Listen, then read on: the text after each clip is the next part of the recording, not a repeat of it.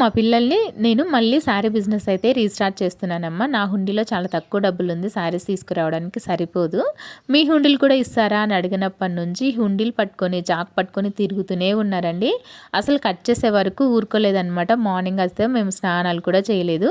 అలాగే ఉన్నాము. కట్ చేసే వరకు ఒప్పుకోలేదు. మొత్తానికైతే వాళ్ళిద్దరివి నాది మొత్తం అంతా కూడా పగలగొట్టేస్తే సో ఎంత అమౌంట్ వచ్చింది, ఎంతుంది అన్నది నేను ఫుల్ వీడియో అయితే తీశాననమాట. అక్కడ ఒకసారి చెక్ చేసేసేయండి.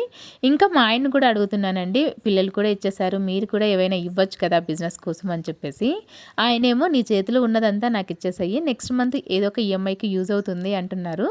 మరి ఇలా ఉంటుంది మన మధ్యతరగతి కుటుంబంలో తతంగం అంతా.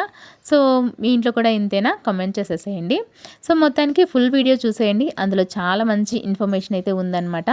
సో మన లేడీస్కి ఏంటంటే ఏదో ఒక సెల్ఫ్ ఎంప్లాయ్మెంట్ ఉండడం అన్నది చాలా ఇంపార్టెంట్ అండి నౌ ఏ డేస్. సో తప్పకుండా చూసి మీ ఫీడ్బ్యాక్ని కామెంట్ చేయండి.